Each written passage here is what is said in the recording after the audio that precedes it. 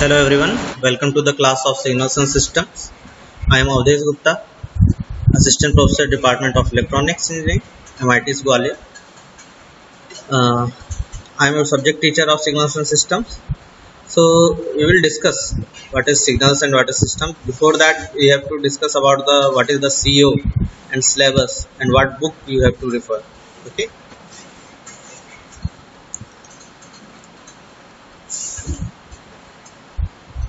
So for every subject, you are now in the outcome based education. You know, in the outcome based education, every subject has to some outcome, have to give some outcome. So we will discuss what are the outcomes in this when you study this subject. First one is you will be, after the completion of this course, you will be able to explain what is the basic signals and their mathematical description. This subject is based on the mathematics. This is just a tool subject. Okay. For the control system, for when you study control system, you will find the application of signals and systems. When you study analog communication or digital communication or biomedical signal processing or digital image processing, you will find the application of signal system. Okay, so you can say that this is a tool subject which help you to understand these subjects like by analog communication system, control system, biomedical signal processing, digital image processing. Okay. So in this first course outcome is that you will be able to explain basic signals and their mathematical descriptions. Second, you will able to analyze the spectral characteristic of the continuous time and discrete time signals. Okay, in this this will be done by when you study Fourier series and Fourier transform. Then you will understand the what is the spectral characteristic, what is the spectra. Okay, and then you will be understand what is 2G spectrum, 3G spectrums. You will be able to analyze the properties of continuous time and discrete time signals. You will be able to analyze the properties of LTI continuous and discrete time systems using transform. In this subject, we will study about the Fourier transform, Laplace transform, Z transform. So these type of transformation. Why we are using this type of transformation? Okay, you will able to understand and you will able to analyze this property. Your subject name is signals and systems. First you have to understand the signals and then systems.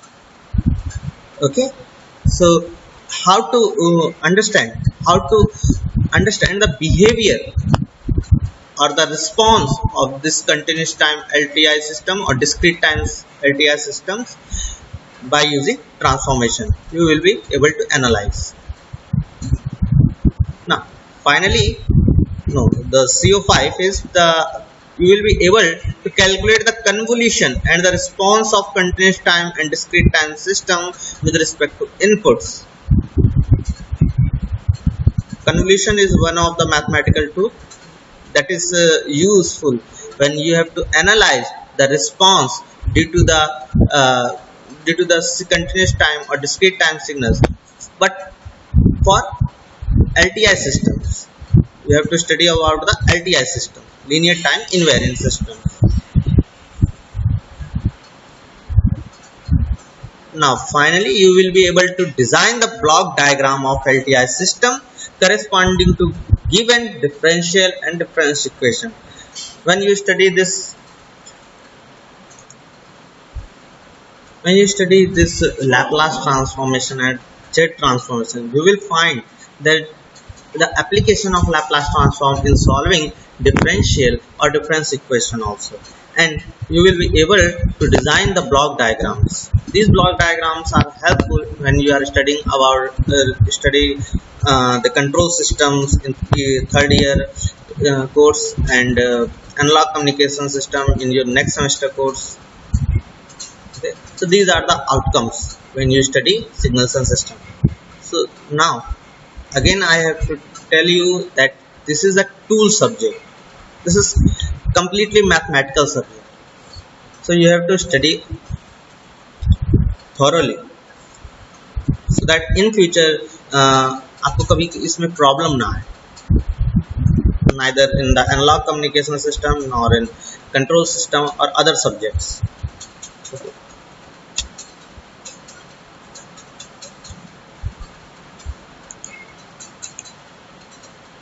So these are the books we are going to refer. First one is the Signals and Systems, second edition by Alan B. Oppenheim, Wilsky and Hamid. That is PHI publication. This is very good book for the Signals and System course.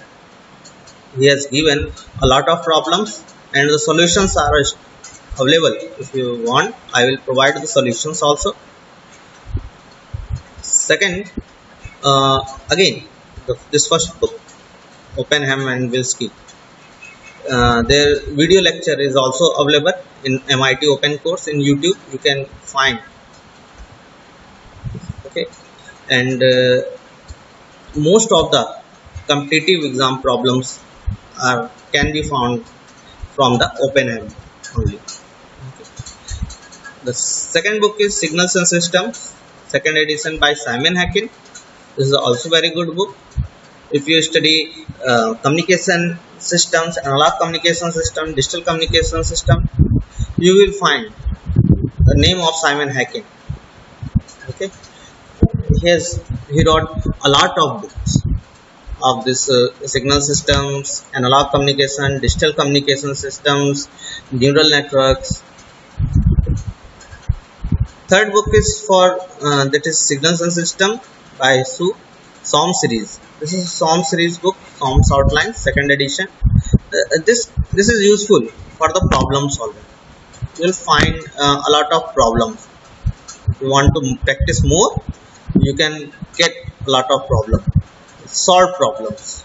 You can get 30 to 40 to 50 problems, solve problem in this book. Okay, so we will also refer this book. So let's start our subject. तो subject का नाम क्या है हमारे? Signals and system. यहाँ पे दो चीजें हैं. पहली बात है सिग्नल और दूसरा है क्या? सिस्टम. तो सिग्नल क्या है? सिग्नल बहुत ही आसान चीज है कि a signal is any quantity that carries information of any physical phenomena, event और प्रोसेस. कोई भी फिजिकल फिनोमिना हो रहा है तो कोई ऐसी क्वांटिटी, कोई भी ऐसा ग्राफ जो आपको इंफॉर्मेशन दे रहा है, दैट इज सिग्नल. ओके, किसी प्रोसेस का. For example, another thing about the signal is function. Signal is nothing but a function of one or more independent variables. तो आप जो सीआरओ पे देखते हो आउटपुट्स, वो क्या है? That is signal. That is voltage और वोल्टेज सिग्नल. जो फंक्शन जनरेटर पे जनरेट होता है वो क्या है? Signal. Okay, that is sinusoidal functions अगर जनरेट हो रहा है तो वो सिग्नल है. ठीक है, that gives you the voltage information. Okay, so signal must be a function of one or more independent variable. Voltage signal in the RC circuit vary with time. Spatial variation of image signal is the function of two space variable. हाँ, that हमें इस बात से confuse नहीं करना है कि signal time का ही फंक्शन है, क्योंकि अभी तक जो मैंने एग्जांपल दिखाया ये क्या है? Voltage signal, current signal, this are the function of time. X axis पे क्या होता है? इंडिपेंडेंट वेरिएबल वहाँ क्या होता है? सीआरओ पे टाइम. बट ये फिक्स नहीं है, ये टाइम ही होना चाहिए. स्पेशल वेरिएशन भी हो सकता है. अभी एग्जांपल में हम देखते हैं. चलो एक एग्जांपल देखते हैं. सिग्नल क्या है?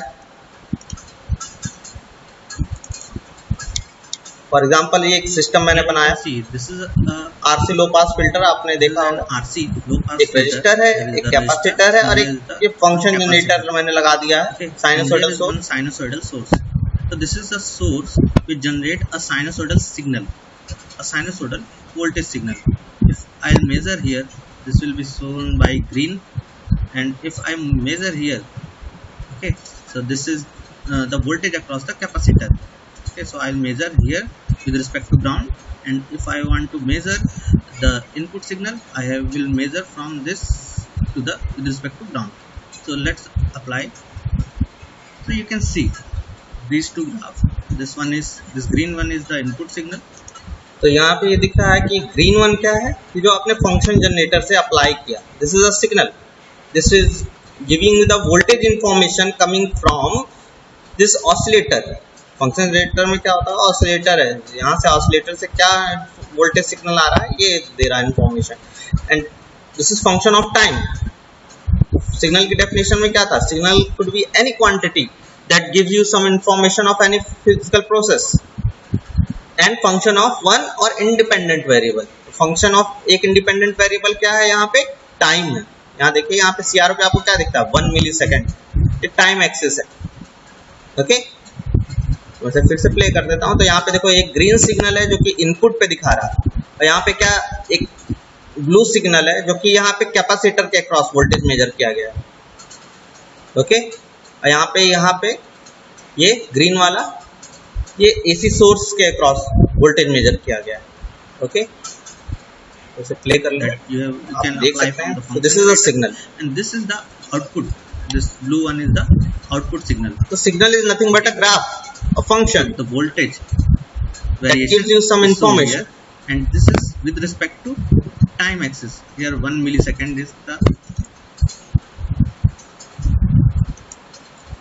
But we are not supposed to confuse. Okay. For example, ये जरूरी नहीं है कि independent variable हमेशा time हो. It could be anything. For example, अगर मैं चार्ज डिस्ट्रीब्यूशन, आपने चार्ज डिस्ट्रीब्यूशन पढ़ा है इलेक्ट्रोस्टैटिक में, तो यहाँ पे सपोज पॉजिटिव चार्जेस हैं,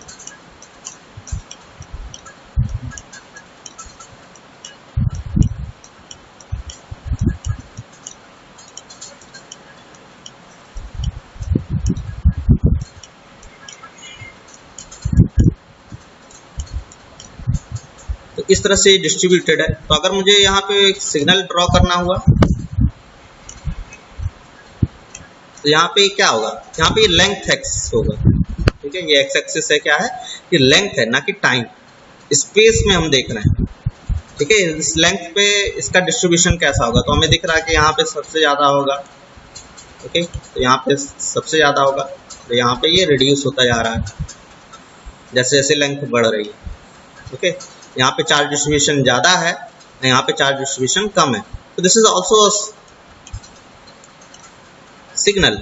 तो this signal is nothing but charge distribution is the function of length. Okay, so एक और एग्जांपल देखते हैं, सिग्नल्स के. तो ये फिगर मैंने लिया है हमारा रेफरेंस 1 यानी ओपनहेम से. तो यहाँ पे देखिए ये क्या है, वॉइस सिग्नल है. ठीक है, स्पीच सिग्नल जिसे कहते हैं. जब हम बोलते हैं, ठीक है, तो वो क्या होता है, वहाँ पे फिजिकल वाइब्रेशंस होते हैं आपके आसपास, पार्टिकल वाइब्रेशंस करते हैं. And this particle vibration is converted into an electrical signal by the transducer known as microphone. Microphone क्या करता है, उसे इलेक्ट्रिकल इक्विवेलेंट में कन्वर्ट कर देता है. आपका मोबाइल फोन क्या है, एक इलेक्ट्रिकल डिवाइस है. ठीक है, तो उससे क्या, लेकिन हम जो बोलते हैं वो इलेक्ट्रिकल नहीं, वो क्या है, फिजिकल वाइब्रेशंस है, पार्टिकल वाइब्रेट कर रहे हैं. तो ऑब्वियस है हमें कुछ ऐसी एक डिवाइस चाहिए जो कि फिजिकल वाइब्रेशंस को इलेक्ट्रिकल वाइब्रेशंस में कन्वर्ट कर सके. तो वहाँ पे बीच में एक सिस्टम होता है that is known as transducer. ठीक है, तो ट्रांसड्यूसर जब आपने बोला तो जो भी है उसे इलेक्ट्रिकल वोल्टेज में कन्वर्ट कर देता है, और ये टाइम का एक्सेस है. फॉर एग्जांपल, जब आपने शुड बोला, यहाँ देखिए SHOULD, तो आप जब शुड बोलते हो तो इस तरह का वोल्टेज जनरेट होता है. ओके, जब आप वी बोलते हो तो इस तरह का वोल्टेज जनरेट होता है आफ्टर ट्रांजिशन. जब आप चेज बोलते हो तो यहाँ देखिए इस तरह से वोल्टेज जनरेट हो रहा होता है। चेज जब आप बोलना होता है तो यहाँ पे बहुत ही धीमा लो वोल्टेज है, लेकिन ए आते ही यहाँ पे हाई वोल्टेज जनरेट होने लगता है, और चेज ज में फिर ये काफ़ी वोल्टेज कम हो जाता है। तो this is acoustic pressure variation as a function of time. So these are also signals. Okay, these are random signals. We will study about this also. So this is acoustic pressure variation as a function of time for spoken words. So now move to the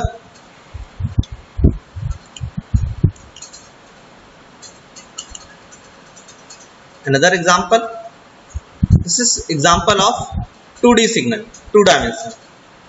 हमने signal के definition में क्या देखा था? Signal के definition में ये था पहली चीज कि वो इंफॉर्मेशन देना चाहिए किसी फिजिकल फिनोमेना का।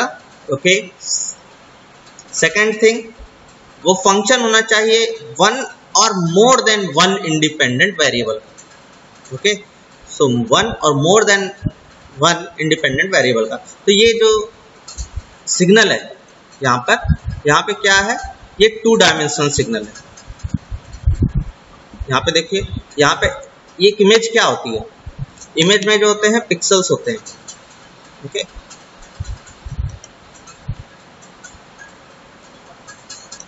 इमेज में छोटे छोटे पिक्सल्स होते हैं। आपको जो कलर्स दिख रहे होते हैं, एवरी कलर है डिफरेंट इंटेंसिटी, डिफरेंट वेवलेंथ। ठीक है, तो यह इमेज क्या होता है? that carries the information of intensity or brightness with respect to x and y axis. ठीक है, तो यहाँ पे देखिए, यहाँ पे x एक्सिस है और y एक्सिस है। ठीक है, तो यहाँ पे क्या आता है? इमेज जो होता है ग्रे स्केल इमेज है, तो ये जनरली क्या होता है 0 से 255 लेवल्स होते हैं। 256 डिफरेंट लेवल्स के इंफॉर्मेशन लिया होता है हर पिक्सल जो होता है। ये हमेशा इंटेंसिटी की इंफॉर्मेशन दे रहा है with respect to X and Y. तो मैं एक ग्राफ ड्रॉ करता हूं।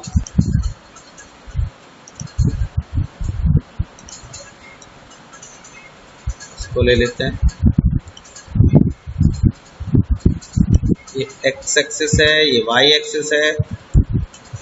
ठीक है, इमेज में थोड़ा सा एक्सिस का अलग क्राइटेरिया है। ये एक्स एक्सिस हो जाता है, ये वाई एक्सिस हो जाता है। ठीक है, तो यहाँ पे देखो, यहाँ पे छोटे छोटे पिक्सल्स होते हैं। ठीक है, ये पिक्सल हुआ, एक छोटा पिक्सल, बहुत ही माइन्यूट पिक्सल्स होते हैं।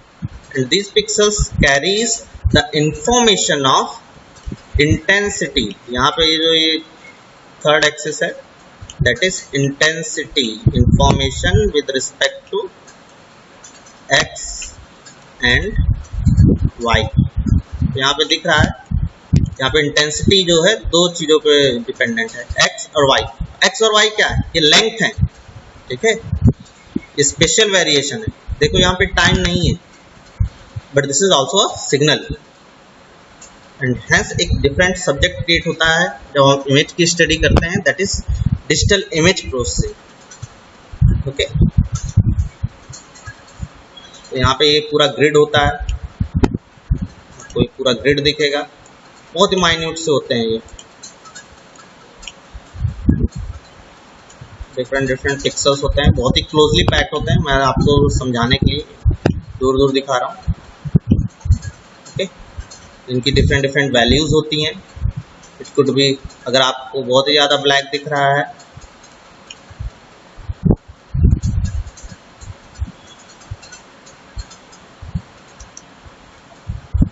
so now move to the another topic, that is classification of signals. अब हम इसे क्लासीफाई करेंगे सिग्नल्स को। सिग्नल को क्लासीफाई करने के कई मेथड्स हैं, कई वे हैं। पहला है continuous time and discrete time signals. पहले तो इस तरह से क्लासीफाई करते हैं, continuous time and discrete time signals. Second is analogue and digital signals. ठीक है, बहुत ही जरूरी डेफिनेशन है, क्योंकि अक्सर इंटरव्यूज में पूछा जाता है, लोग कंफ्यूज होते हैं कंटिन्यूस और एनालॉग क्या डिफरेंस है, then periodic and aperiodic signals, energy and power signals and deterministic and probabilistic signals. ये 5 वे हैं जिनसे हम सिग्नल्स को क्लासिफाई करते हैं। Continuous time and discrete time signals, analog and digital signals, periodic and aperiodic signals, energy and power signals, deterministic and probabilistic signals. और probabilistic signals जो होता है वो रैंडम सिग्नल्स में आता है। अभी हमने जो स्पीच सिग्नल देखा वो क्या होता है, प्रोबेबिलिस्टिक सिग्नल है, दैट इज रैंडम सिग्नल है कंप्लीट। ओके, सो मूव करते हैं। पहला क्या है, continuous and discrete time signal. ठीक है, कंटिन्यूस टाइम सिग्नल क्या होते हैं, दैट इज इंडिपेंडेंट। अगर इंडिपेंडेंट वेरिएबल जो होगा कंटिन्यूस है, ठीक है, अगर वो ए से बी तक लाई कर रहा है बट ए से बी तक वो कंटिन्यूस है, तो उसका सिग्नल क्या होगा, उसकी वैल्यू हर पॉइंट पे डिफाइन है ए से बी के बीच में। एक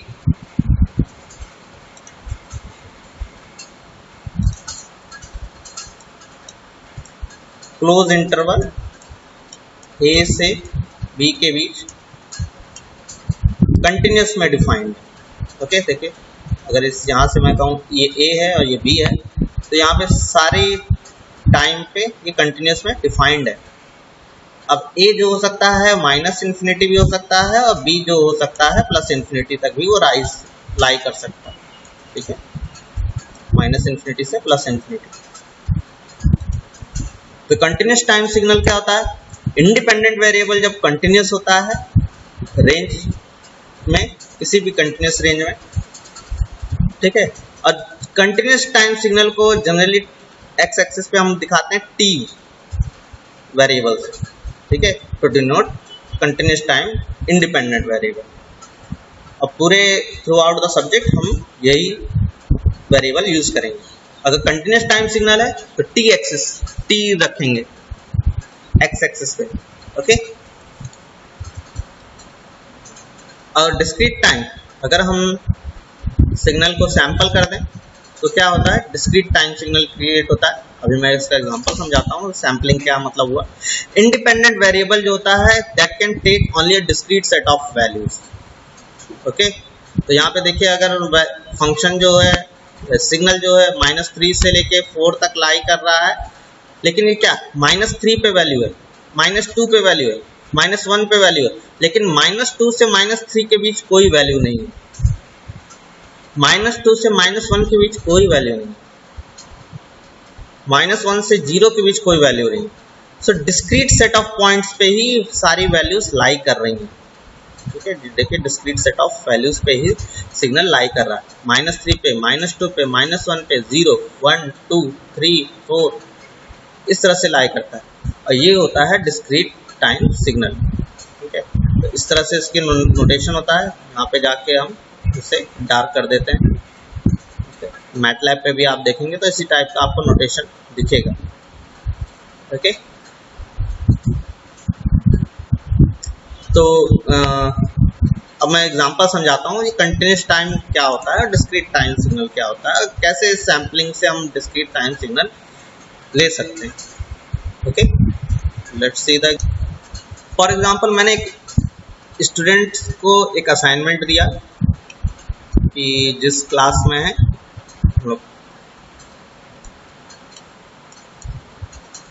रूम नंबर 120 में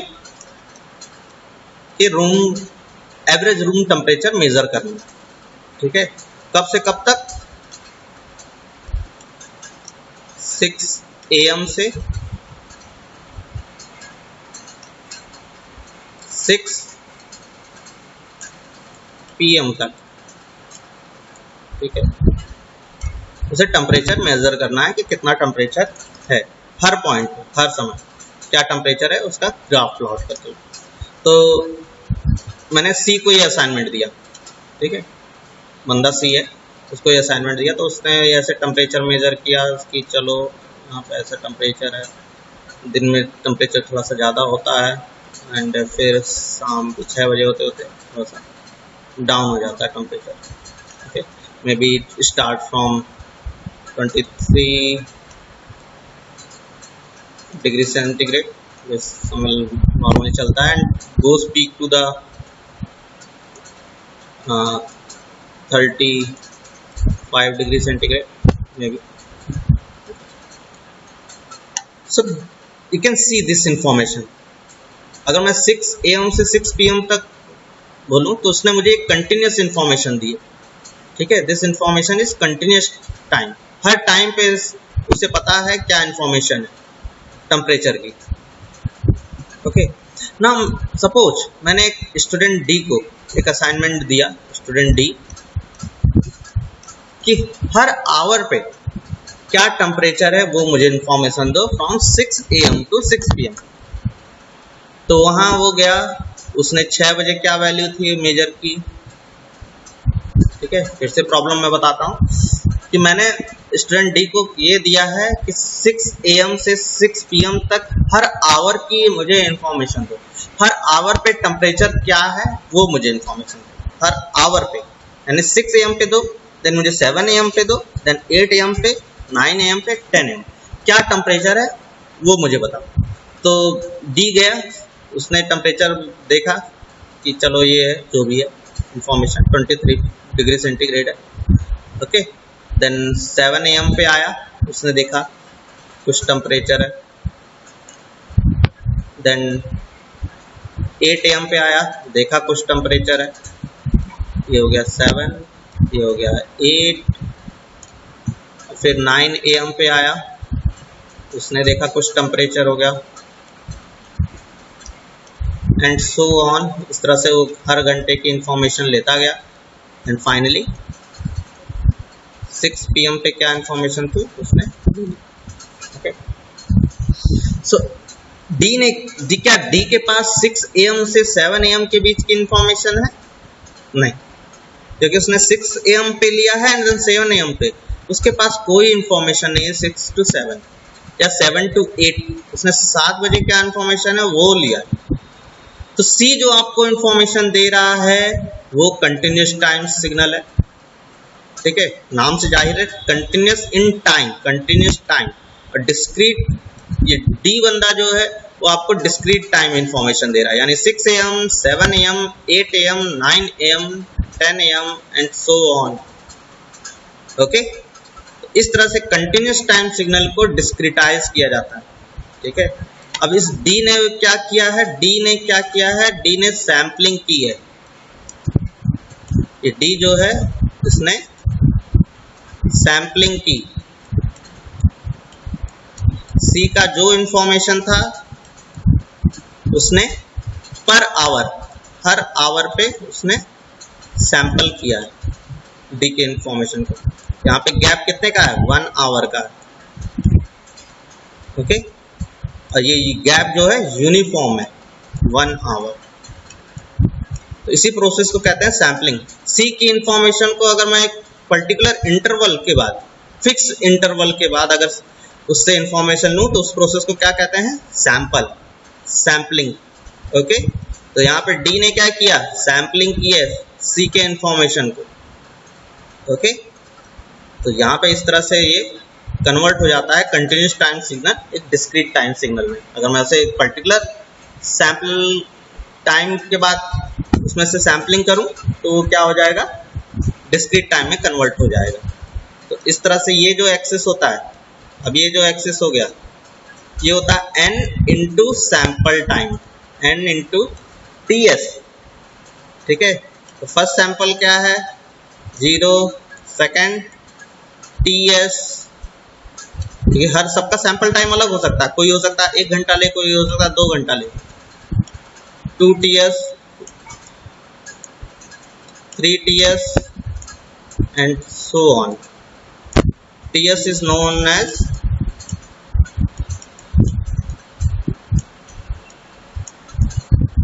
sampling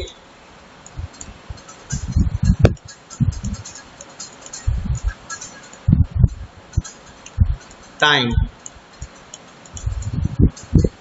Okay. तो यहाँ पे देखो 0 TS पे कुछ इन्फॉर्मेशन है, 1 TS पे कुछ इन्फॉर्मेशन है, 2 TS पे कुछ इन्फॉर्मेशन है, 3 TS पे कुछ इन्फॉर्मेशन है। ठीक है, तो ये एक्सेस जो होता है इसको हम NTS होता है, N इंटू TS यानी number into sampling time. But simplicity के लिए हम इस TS को ड्रॉप कर देते हैं और यहाँ पे हम जनरली शो करते हैं क्या 0 बाय डिफॉल्ट ले लेते हैं, जैसे 1 2 3। ठीक है, TS को ड्रॉप कर दिया और इसको यहाँ पे कह दिए N एक्सेस। ओके, यहाँ पे जो इन्फॉर्मेशन थी वो इस तरह से अवेलेबल हो गई। ओके, तो ये पूरा मेथड है एंड कंटिन्यूस टाइम सिग्नल को डिस्क्रीट टाइम सिग्नल में कन्वर्ट करने। ओके,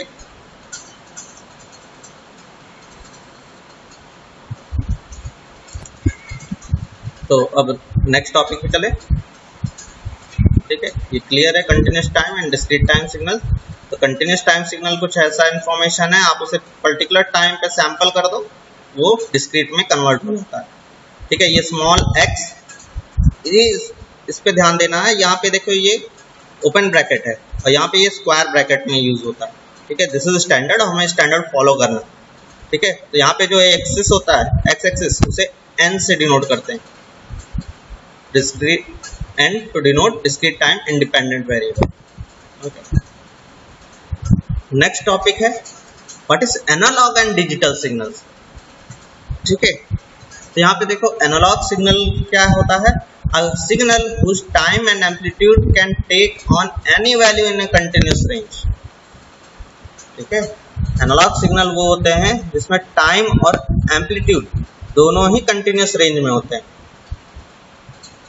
अभी आपने जो ग्राफ देखा था वहां पे क्या टाइम तो कंटिन्यूस था, एम्पलीट्यूड भी, एम्पलीट्यूड के कंटिन्यूस रेंज में क्या होने का मतलब है, सपोज एक साइनसॉइडल सिग्नल है, लेट्स टेक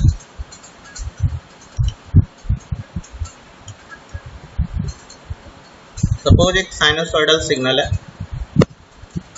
साइनसॉइडल की मैक्सिमम वैल्यू क्या है, अगर साइन t की बात करें, साइन ओमेगा नॉट t, तो 1 से -1 से 1 के बीच। लेकिन -1 से 1 के बीच क्या होगा, ये t एक्सिस है,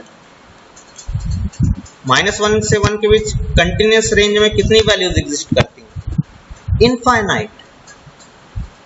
-1 से 1 के बीच इनफाइनाइट डिफरेंट वैल्यूज एग्जिस्ट करती हैं, that could be -0.999999 and -0.999998 and there could be possible infinite different values। तो कंटिन्यूस रेंज में -1 to 1 infinite different values exist करती हैं। तो अगर एम्पलीट्यूड में, अगर कोई कंटिन्यूस टाइम सिग्नल है, अगर उसका एम्पलीट्यूड भी can have infinite different values, then the signal is known as analog signal। ठीक है, तो यहाँ पे क्या है, कंटिन्यूस टाइम भी है, ये साइनसॉइडल सिग्नल क्या है, देखो कंटिन्यूस टाइम, अगर यहाँ से 0 से स्टार्ट करूँ मैं तो ये इनफाइनाइट तक जाता है। ठीक है, तो ये हर टाइम पे, अगर मैं बात करूँ हर टाइम पे इसकी वैल्यूज डिफाइंड है प्रॉपरली। ठीक है, जिस भी रेंज में एग्जिस्ट कर रहा है, 0 से इनफाइनाइट एग्जिस्ट कर रहा है, कंटिन्यूस रेंज में हर पॉइंट पे इसकी वैल्यू डिफाइंड है, वैल्यूज है। ठीक है, साइन ओमेगा नॉट टी क्या होता है, कंटिन्यूस टाइम सिग्नल। और एम्पलीट्यूड को अगर देखूं मैं, अब ये कंटिन्यूस तो डिफाइंड होगा, अगर एम्पलीट्यूड को देखूं, अगर amplitude can have value in a continuous range, then it is analog signal. ठीक है, तो ये साइन ओमेगा नॉट टी क्या होता है, कंटिन्यूस टाइम भी सिग्नल है और एनालॉग सिग्नल भी है। तो यहाँ से डेफिनेशन क्लियर है, signal whose time and amplitude can take on any value in a continuous range।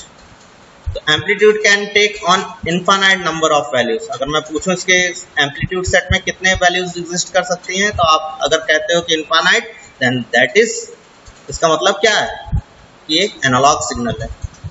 okay, just like the voltage signal at the output of RC low pass filter, आपको मैंने दिखाया था RC low pass filter में ऐसे sinusoid signal बन रहा था, तो क्या कंटिन्यूस टाइम भी था और प्लस उसका एम्पलीट्यूड भी कंटिन्यूस में था। ठीक है, एम्पलीट्यूड क्या था, कंटिन्यूस रेंज में। तो ऐसे जो सिग्नल्स होते हैं वो एनालॉग सिग्नल है, ठीक है। तो अब बात करते हैं डिजिटल सिग्नल। डिजिटल सिग्नल्स क्या होते हैं? That is discrete both in time and in amplitude. Okay, ये क्या होते हैं? डिस्क्रीट होते हैं both in time and in amplitude. अगर एम्पलीट्यूड भी डिस्क्रीट है यानी finite number of values exist कर रहे हैं, ठीक है, एम्पलीट्यूड भी अगर फाइनाइट वैल्यूज ही हो सकती है पॉसिबल, तो ऐसे सिग्नल जो होते हैं डिजिटल सिग्नल कहलाते हैं। जैसे बाइनरी सिग्नल्स और 4 लेवल पैम, ठीक है। तो अभी मैं एग्जांपल इसका बताया मैंने। डिजिटल सिग्नल कैसा होगा? दैट शुड बी डिस्क्रीट, ठीक है। तो अगर सपोज आप अगर बाइनरी वेव लोगे तो वहाँ पे क्या होगा? ये प्लस ए एम्पलीट्यूड का है, ठीक है, 0 पे इसकी वैल्यू प्लस ए है और फिर minus A could be 5 volt 12 volt, okay. तो यहाँ पे क्या है? यहाँ पे देखो प्लस ए, ये सारी वैल्यूज क्या हैं? प्लस ए, ओके। तो यहाँ पे ये भी ए है, ये माइनस ए है, ये प्लस ए है, ये प्लस ए है। तो यहाँ पे देखो अगर मैं इसके एम्पलीट्यूड को लिखूं, ठीक है, एम्पलीट्यूड में क्या वैल्यू एग्जिस्ट कर सकती है? प्लस ए एंड माइनस ए, यही दो वैल्यूज एग्जिस्ट कर सकती हैं, कोई रेंज नहीं है, ठीक है, प्लस ए या माइनस ए। अगर ये काउंटेबल होती हैं, आप गिन सकते हो, काउंटेबल मतलब आप गिन सकते हो कि एम्पलीट्यूड कितनी वैल्यूज है, भले वो 1 लाख हो 1 करोड़ हो, doesn't matter. If it is countable, if amplitude axis is countable, then it is known as digital signal, okay. यहाँ पे एम्पलीट्यूड एक्सिस काउंटेबल नहीं है, इनफाइनाइट डिफरेंट वैल्यूज हैं, ओके। -1 से 1 तो कितनी डिफरेंट वैल्यूज होंगी? इनफाइनाइट। लेकिन यहाँ पे अगर देखें तो एम्पलीट्यूड या तो प्लस ए हो सकता है या तो माइनस ए हो सकता है, यही दो पॉसिबल वैल्यूज हैं। तो यहाँ पे ये अगर 2 डिफरेंट वैल्यूज हैं तो हम उसे कहते हैं बाइनरी सिग्नल, ओके। ऐसे अगर 4 डिफरेंट वैल्यूज कैन एग्जिस्ट तो हम उसे 4 लेवल पैम कहते हैं, ओके।